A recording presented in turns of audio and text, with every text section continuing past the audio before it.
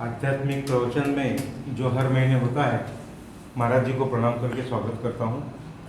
आप सबका भी स्वागत करता हूँ। अभी 20, 21, 22 को महाराज जी आए थे, आप सबको पता है। और आज का जो प्रवचन है वो आध्यात्मिक प्रवचन जो हर महीने होता है उसी की कड़ी है। और महाराज जी से विशेष अनुरोध है कि अपना आशीर्वचन कहें।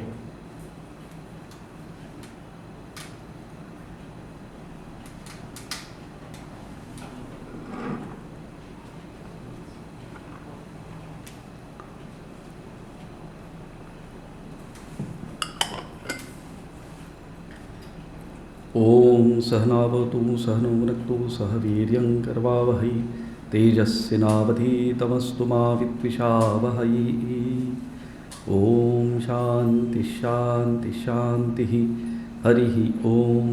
स्थापकाय च धर्मस्य सर्वधर्मस्वरूपिणे अवतारवरिष्ठाय रामकृष्णाय ते नमः।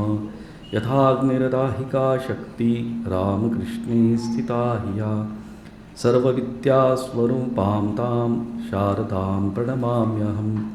नमः श्रीयतिराजाय विवेकानन्दसूरये सच्चित्सुखस्वरूपाय स्वामिने तापहारिणे। भावमुखी श्री रामकृष्ण, इस विषय पर हमारा चिंतन चल रहा है। और यह जो शब्द, उसकी जो ये कहाँ से आया, इसका सोर्स इस प्रकार से हम देख रहे थे कि लीला प्रसंग में स्वामी शारदानंद जी ने जो कहा है उसके अनुसार हम जा रहे हैं। तो वहाँ हम देखते हैं कि ठाकुर को 3 बार 3 अलग अलग समय उनको कि तुम भावमुख में रहो, इस प्रकार से आदेश हो गया था। तो जो तीसरी बार जो आदेश हो गया था वो जब ठाकुर निर्विकल्प समाधि में 6 महीने तक थे, उसके अंत में उनको अशरीरी वाणी सुनाई दी गई थी, ऐसे ठाकुर स्वयं कहते हैं। और उसके पहले हलधारी के जो कुछ शब्द थे, वचन थे, वो सुन के उनके मन में इस प्रकार से, जिसको कहते हैं कि थोड़ा सा एक विशिष्ट प्रकार का भाव आया था, क्योंकि हलधारी ने उनके मन में संशय उत्पन्न करने की कोशिश की थी। और इस कारण ठाकुर जाते हैं श्री माँ भवतारिणी काली माता के पास और वहाँ बहुत रोते हैं। उसके बाद ठाकुर को वह वाणी सुनाई देती है कि तुम भावमुख में रहो। भावमुख का अर्थ हमने थोड़े बहुत प्रकार से देखा है। भाव शब्द का अर्थ सत्व, रज, तम, ये 3 गुण, ये चैव सात्विका भावा राजसा तामसाश्च ये मत्त एव इति तान विद्धि वगैरह, ये हमने तो देखा था। तो भावमुख में तुम रहो, भावमुख में रहो, इस प्रकार से ठाकुर को जो वाणी सुनाई दे रही थी। और उसके कारण जो थे हलधारी, अभी उनकी तरफ हम जरा मुड़ेंगे कि ये कौन हलधारी थे और उनका श्री राम कृष्ण के साथ किस प्रकार से संबंध था, और यह भावमुख अवस्था, इससे मैंने कैसे कनेक्शन हम लगा सकते हैं और हम उससे क्या सीखते हैं, क्या सीखना चाहिए। हलधारी ठाकुर के एक ज्येष्ठ भ्राता थे, डायरेक्टली भ्राता नहीं थे, उनके कजिन ब्रदर थे और उनसे आयु में बड़े थे। वहाँ दक्षिणेश्वर में वे पूजा करने के लिए आए थे। ठाकुर की जो सब साधनाएं करीब 7 वर्ष तक उन्होंने वह देखी थी, करीब एकदम नज़दीक से देखी थी। और इतने सब देखने के बाद भी उनके ऊपर क्या परिणाम हुआ था, जैसे कि हम देखते हैं कि ठाकुर यह एक सेंट्रल फिगर है, मुख्य मध्यवर्ती एक व्यक्ति रेखा है, व्यक्ति हमारे सामने आते हैं लीला प्रसंग में। और उनके द्वारा हम जो कुछ सीखते हैं, उनके द्वारा हमारे दिमाग में कुछ तो होता है कि अहम, मम और जगत, इनका त्याग किए बिना भगवान की प्राप्ति होना असंभव। भगवत प्राप्ति यही मनुष्य जीवन का ध्येय। ये बातें एकदम कांस्टेंट और बहुत जोर से हमारे मन में आ जाती है। और उसी प्रकार यह जो हलधारी है वह भी एक ऑब्जेक्टिव लेसन है हम लोगों के लिए। हलधारी ये जो उनके बड़े भैया है, बड़े भाई है, वह भी हम लोगों के लिए एक ऑब्जेक्टिव लेसन जैसे हो जाते। कैसे? क्योंकि अहंकार, अपने जाति का जरा ज़्यादा ही अहंकार, इस प्रकार से अभिमान रहा तो मनुष्य का क्या होता है, इसका वह स्पष्ट उदाहरण है कि श्री रामकृष्ण जैसे इतने विराट व्यक्तिमत्व के इतने समीप, इतने ज़्यादा समय तक रहने के बावजूद उनमें ऐसा विशेष कुछ भी फर्क नहीं पड़ा था। हृदय एक दूसरा ऑब्जेक्टिव लेसन है। और हलधारी, बहुत बार हम लोगों के मन में इस प्रकार से आता है कि अगर हम जब ठाकुर थे उस समय अगर हम जाते उनके पास, अगर हम उस समय रहते तो जरूर जाते उनके पास, तो बहुत कुछ देखने को सीखने को मिल जाता। लेकिन अगर हलधारी की जैसे होता तो क्या सीखते हम? कुछ नहीं।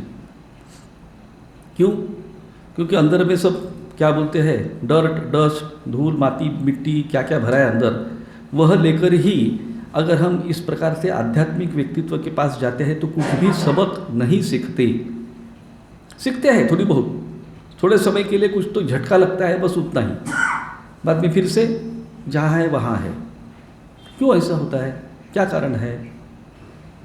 हम लोगों में हम जैसे कि हम देखते हमारा जो अनुभव रहता है कि कोई आश्रम अथवा मठ ने तो इधर से आ गए, कुछ अच्छा वगैरह सुना तो एक मन की स्थिति अच्छी हो जाती है ना, अच्छी होती है ना कि नहीं? बेलूर मठ में 5 दिन रह के आए, उधर रह के आए, अच्छा, बहुत अच्छा लगा, बहुत ही ज़बरदस्त लगा, मन एकदम उच्च भावावस्था में था। और जैसे वहाँ से निकलते तो धवा हो गया फिर से जो है। क्यों ऐसा होता है? रिटेनिंग पावर, उसको धारण करने की शक्ति नहीं है। क्यों नहीं है धारण करने की शक्ति? क्योंकि उसको धारण करने की शक्ति नहीं है तो क्या धारण करने की शक्ति है? शक्ति है, धारण भी होता है, लेकिन क्या होता है? अहंकार।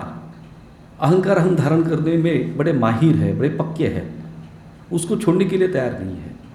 और जब कभी इस प्रकार से किसी अच्छे वातावरण में हम जाते हैं अथवा कोई अच्छे सुंदर एक प्रकार से व्यक्तिमत्व या आध्यात्मिक उनके संस्पर्श में जब आते हैं तो ऑटोमेटिक थोड़े समय के लिए हमारा मन ऊपर जाता है, थोड़े समय के लिए, और बाद में फिर से ज्यों का त्यों, बाद में पूरा की पूरा भूल भी जाते हैं, याद भी नहीं आता।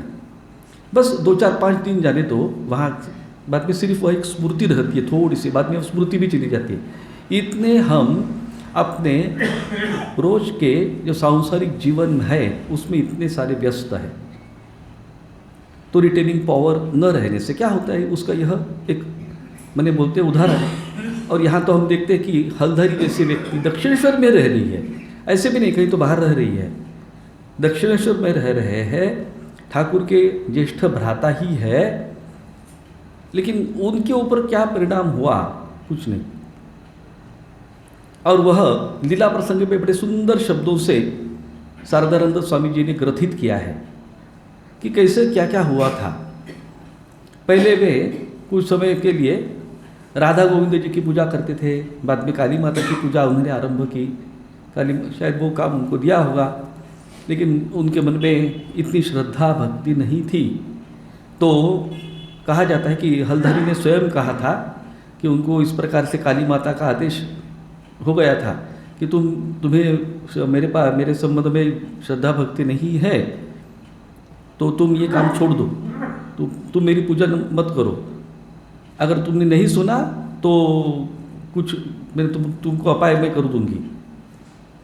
और वैसा ही हुआ, उसने इतना उसके ऊपर उन शब्दों पर ध्यान नहीं दिया और कुछ 1-1.5 महीने के अंदर ही उनका जो लड़का था, पुत्र था, वो स्वर्गवासी हो गया।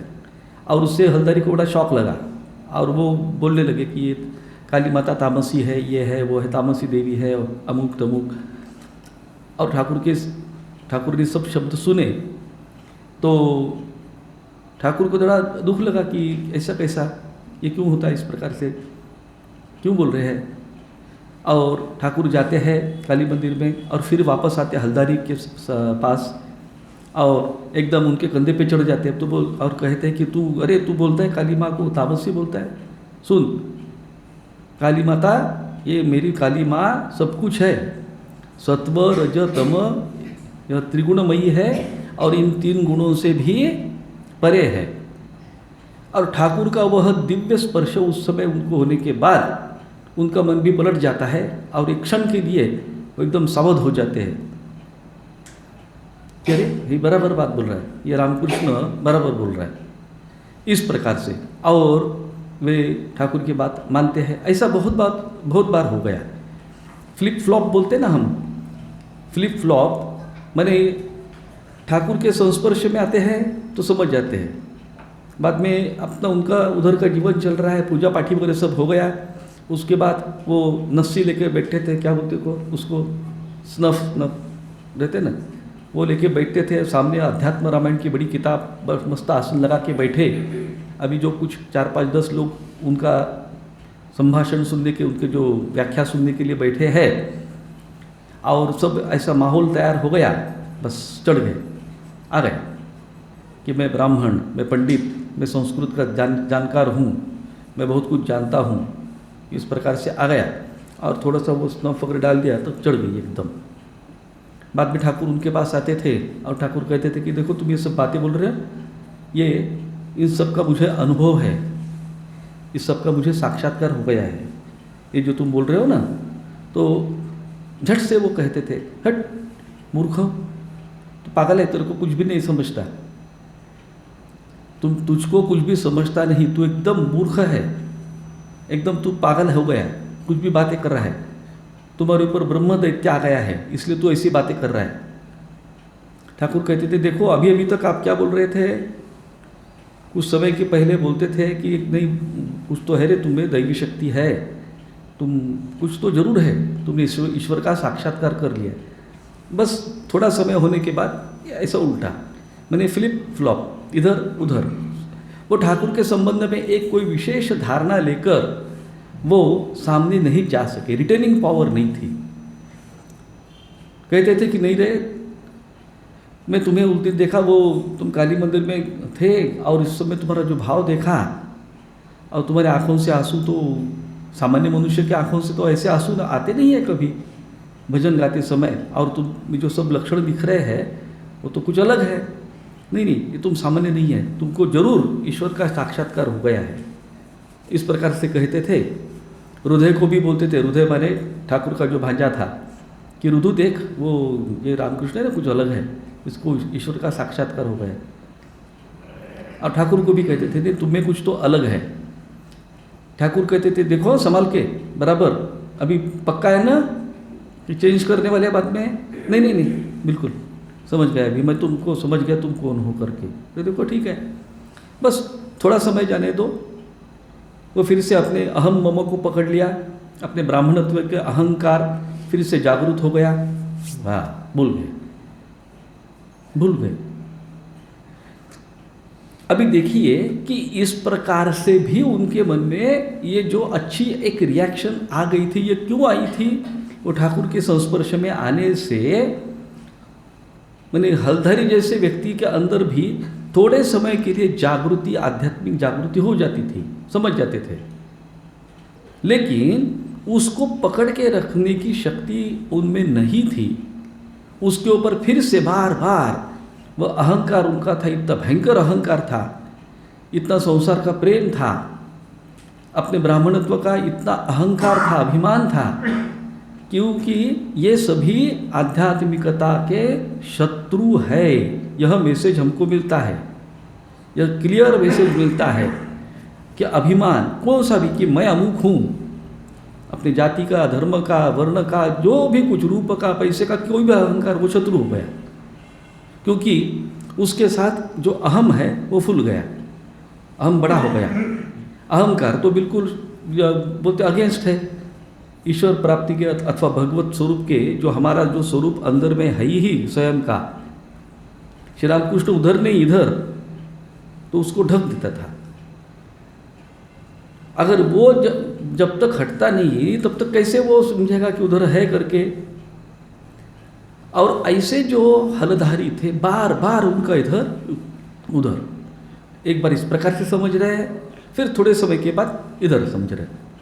मैंने एक बार तो ऐसा हो गया कि ठाकुर उनके पास आए और एकदम उनको स्पर्श किया तो एकदम वो अभिभूत हो गए बिल्कुल, और कुछ पूजा वगैरह कर रहे थे तो वहाँ के जो बेल पान अथवा तुलसी दल वगैरह जो उसको चंदन फूल सबको चंदन लगा के उन्होंने ठाकुर के चरणों में अंजलि दी, पुष्पांजलि दी।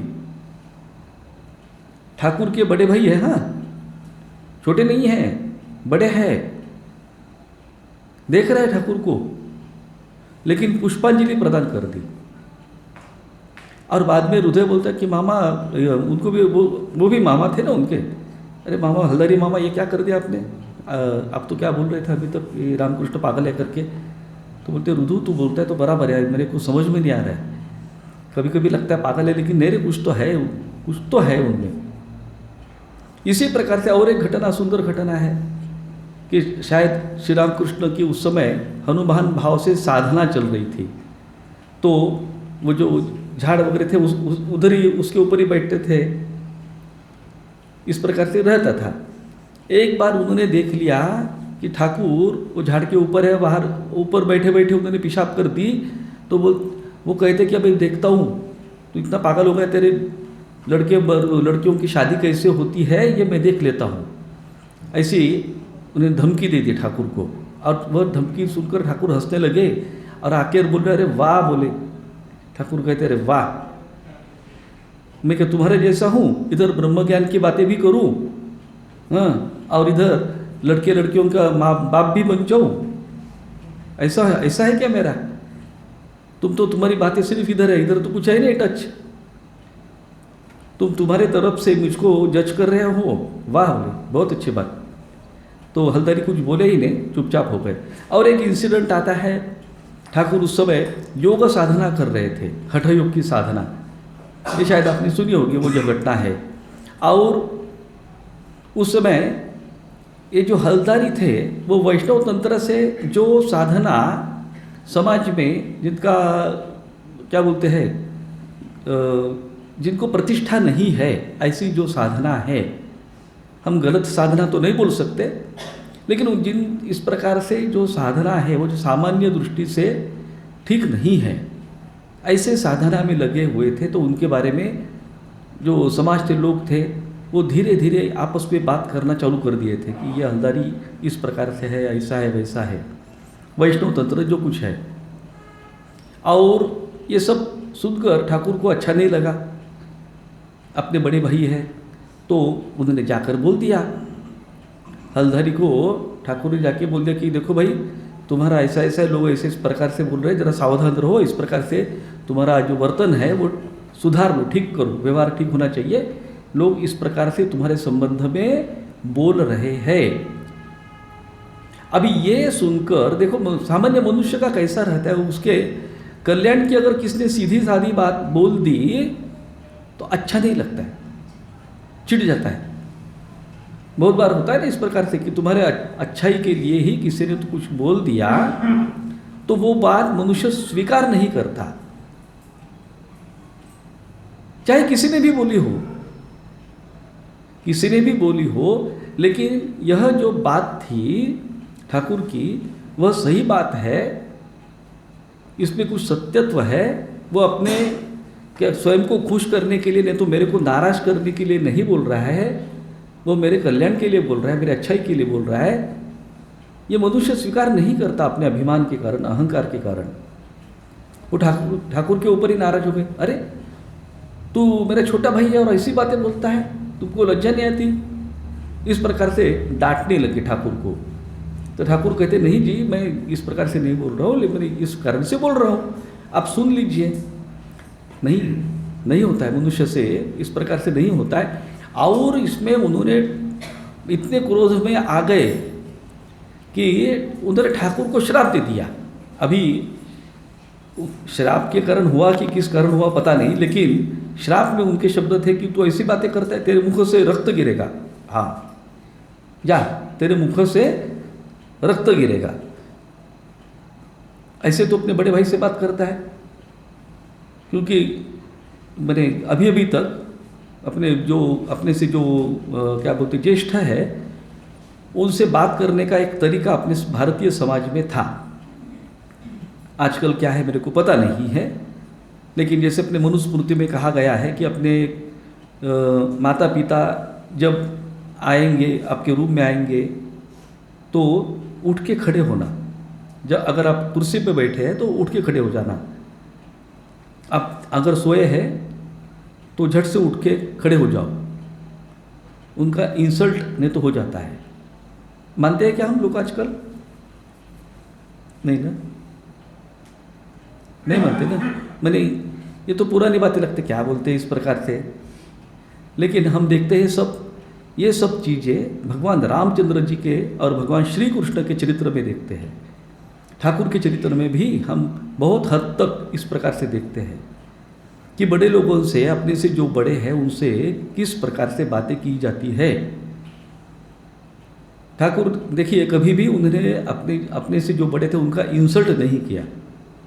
भगवान रामचंद्र जी का भी हम यही बात देखते हैं, अपने से जो बड़े हैं उनका कभी उन्होंने किसी भी शब्द से भी इंसल्ट नहीं किया, और उनको जो कहना था वह बड़ा स्पष्ट था। ठाकुर को भी अपने बड़े भैया का इंसल्ट नहीं करना था, लेकिन जो सत्य परिस्थिति है उनको बोल के उनको सावध करना, यह उनका एक क्या बोलते हैं कि उस जो संभाषण था उसका उद्दिष्ट था। लेकिन हलधरी ने वह उसको दूसरे अर्थ से ले लिया, अहंकार के कारण, और श्राप दे दिया। ठाकुर बोले क्या बोलेंगे, ठाकुर चले गए।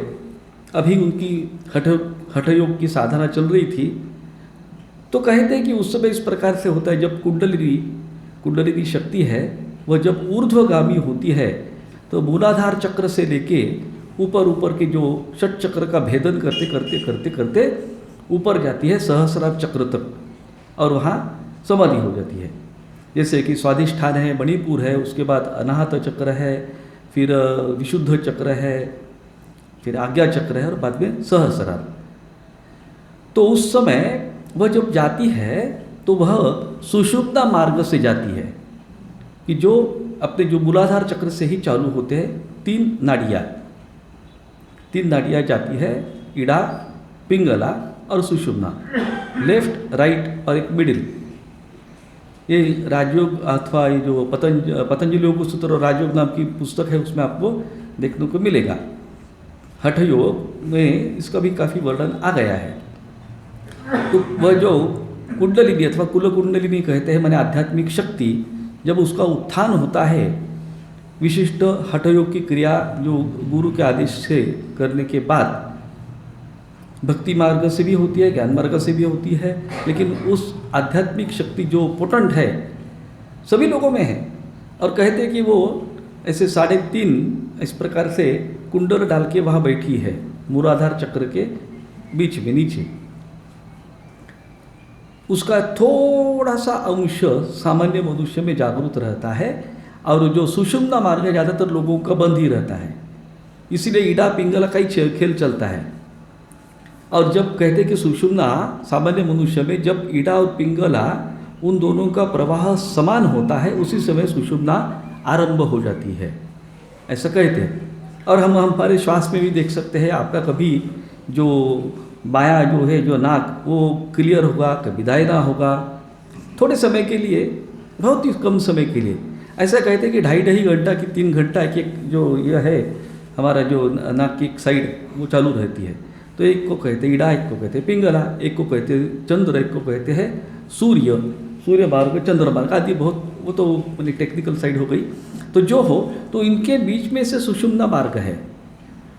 तो जो कुंडलिनी है, जो शक्ति जब जागृत होती है तो वह सुषुम्ना मार्ग से धीरे धीरे ऊपर उठती है, और ये जो एक एक चक्र है वह अधोमुखी है, उनको ऊर्ध्वमुखी करती है, उनको प्रस्फुटित करती है और सामने जाती है।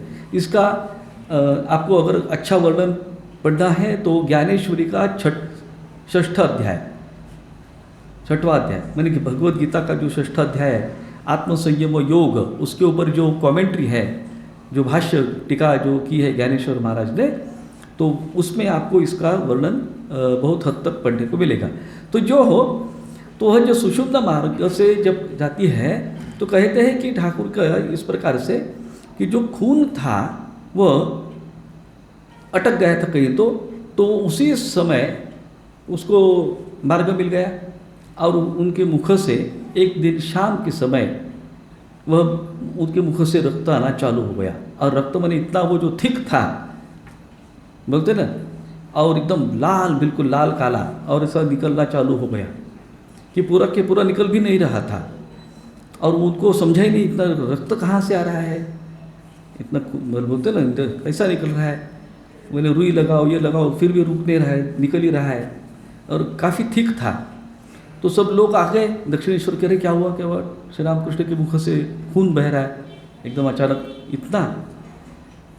इतना खून। बोले कहते हैं कि वो ठाकुर के जो सामने के दांत थे वहाँ से भी लटक के ऐसा वो ठाकुर कहते कि जो वटकी जो क्या बोलते वो निकलते ना वो वटक, हाँ, तो बेल के जैसे ऐसा निकल रहे है, लटक रहा है, इतना निकल रहा था। तो सब चर्चा चालू हो गई। वह सुनते सुनते वह हल्दारी भी आ गए कि क्या हुआ देखने के लिए। और ठाकुर कहते उनको, देखो दादा तुमने क्या कर दिया शराब देके। तो सब देख के हल्दारी भी रोने लगे। उनको भी पता नहीं था मैंने उनके श्राप का इतना भयंकर परिणाम हो जाएगा। अभी जो उनके श्राप के कारण हुआ कि किसके कारण हुआ कुछ पता नहीं, लेकिन उसी समय एक कहीं से तो साधु आ गए थे, वो शायद हठयोग के जरा जानकार थे। तो उन्होंने आके सब परीक्षा कर ली और उन्होंने कहा कि नहीं ऐसा उनको पता नहीं था ठाकुर ये हठयोग की साधना कर रहे हैं, इसका पता नहीं था, लेकिन उन्होंने परीक्षा करके देखा और तब उन्होंने कहा कि नहीं ये ठीक ही मैंने आपको जो लगता है कि बुरा कुछ होगा, नहीं ऐसा नहीं कुछ हुआ है, ऐसा लग रहा है कि आप हठयोग की साधना कर रहे हैं और कुंडलिनी जागरण के पहले ही इस प्रकार से ये आपका खून बह गया है तो बहुत अच्छा हो गया। नहीं तो हो सकता है कुंडलिनी जागरण पूर्ण होने के बाद आपकी समाधि जड़ समाधि में आप हमेशा के लिए चले जाते। तो उसके पहले ही ये खून बह के निकल गया तो समझो वह मार्ग अपने आप ही खुल गया, जो अटक गया था बीच में। जैसे वो रहता है ना पाइप है तो पाइप में जो कुछ है वो अगर साफ हो गया तो क्लियर हो गया मार्ग, तो इस प्रकार से कुछ तो हो गया, तो आप भाग्यवान है, इस प्रकार से कहा था। लेकिन हल्दारी ने श्राप दिया उस कारण इस प्रकार से हुआ कि हठयोग की साधना कर रहे थे ठाकुर, तो इस प्रकार से हुआ। और जो समझे कि हल्दारी के शब्द थे श्राप, वो वरदान सिद्ध हो गए। जो भी कुछ हो, लेकिन यह एक बड़ी अच्छी घटना हो गई। हल्दारी को अर्थात दुख हो गया, रोने लगे वगैरह जो भी कुछ है।